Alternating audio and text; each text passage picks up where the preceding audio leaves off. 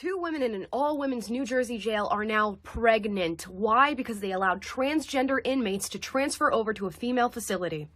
But men can be women, right? We can just change reality. The truth is you can't change reality. Men are men, women are women, and guess what? Women get pregnant, especially when you put male inmates in their jails.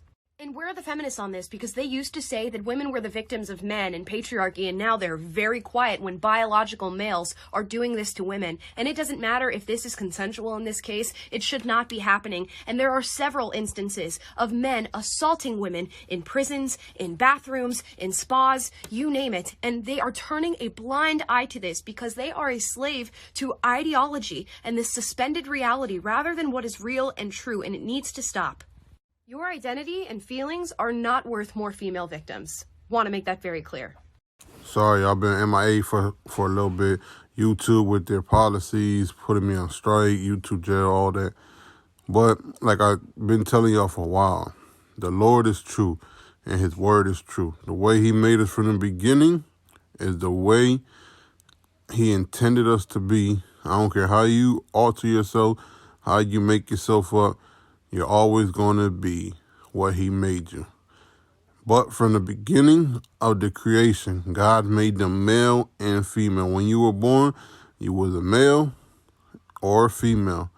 And that's the way you're always going to be. I don't care how you change yourself up. And until people realize, this is going to continue to happen. But the Lord said it'll be like this in the last days.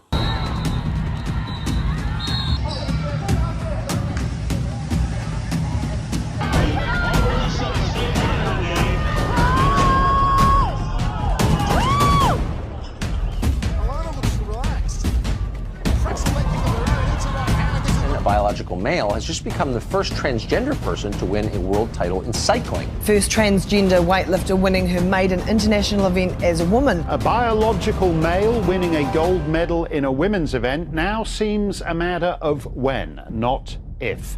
Since sports events began, men and women have been segregated by gender to make the competitive events fairer due to differences in muscle mass, innate strength, or testosterone levels.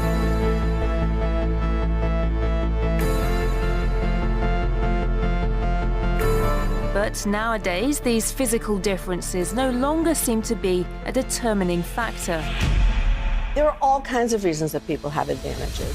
Somebody's parents can give them year-round training. Somebody else is really, really tall and someone's really, really short. Sport has never been fair. You bought into that myth, so have a lot of other people. But let's face it, if I wanted to be a jockey, I couldn't be. Nature endows her gifts unevenly in society. It's true that some physical characteristics give athletes an unusual advantage in sports, like Michael Phelps' long arms or Usain Bolt's height. But the genetic difference of being born as a male or female and competing with the opposite gender proved to be more of a determining factor than any bodily developments in sports. If you go through puberty, you have all the benefits of having a male body. And even if you transition and reduce your testosterone, you're still going to have those benefits. You're going to have the bone structure, the slightly bigger heart, more red blood cells. So therefore, a female athlete competing against a transgender female is always going to be at a disadvantage. Testosterone levels are important because the amount of the hormone defines the eligibility of athletes to compete whenever sporting events are limited to a single sex, following IAAF rulings.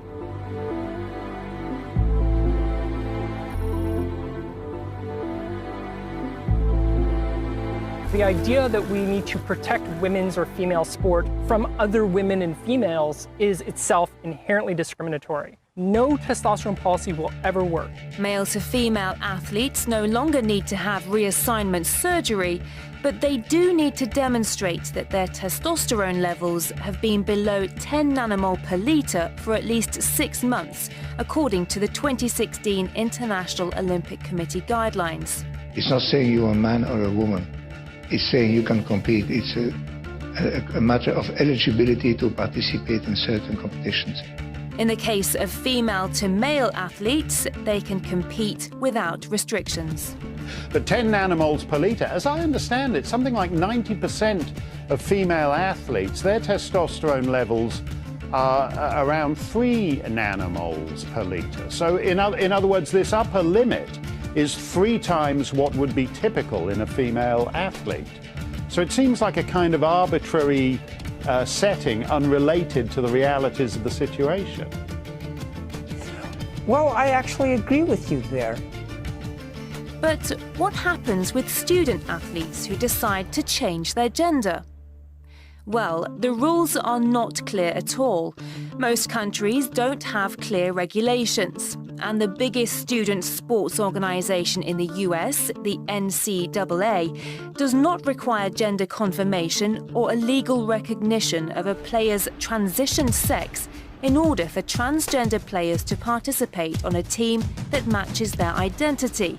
Just 1 year of hormone treatment prior to competing on a female team.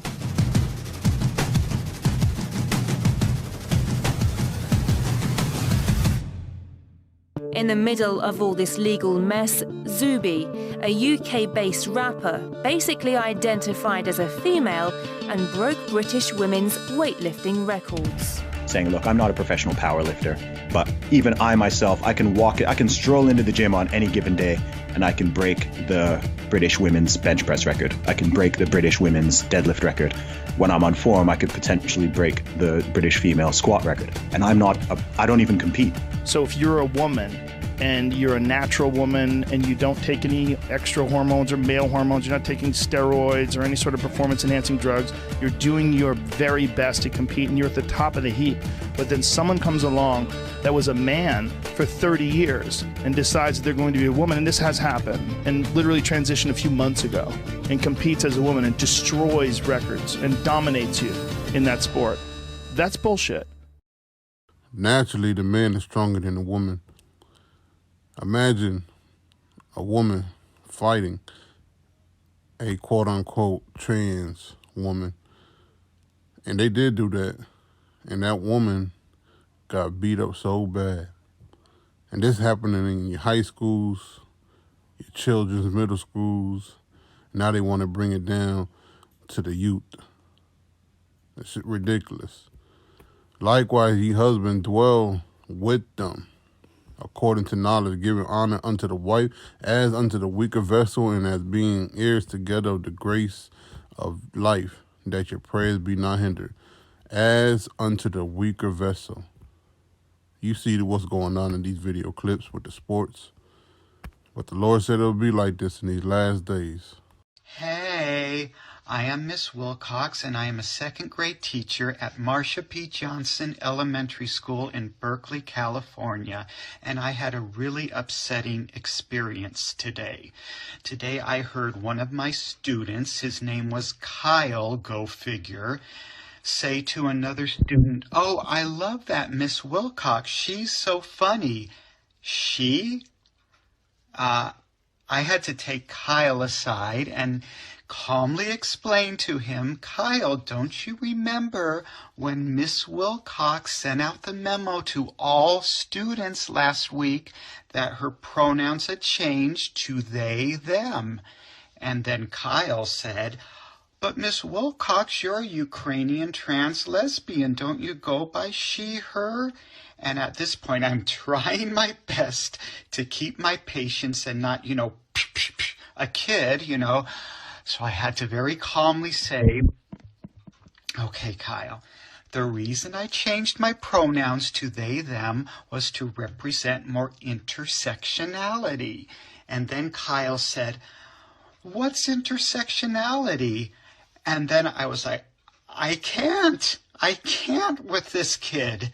I was so tempted to just, So I just had to walk away at that point. But tomorrow, Kyle is going to get a lesson on intersectionality along with a pop quiz. Imagine your child having to go to school, asking these questions, and he, the teacher, who's trying to be whatever, is confusing the child. That's what the Lord says. "For God is not the author of confusion, but of peace, as in all churches of the saints. So if he's not the author of confusion, who you think is bringing confusion? Who you think is behind all this? Satan himself. But imagine your child in class bringing home an assignment and you don't go along with this. What would you do? It's getting worse and worse out there. But the Lord said it'll be like this. Guard yourself, guard your children, teach them the right ways.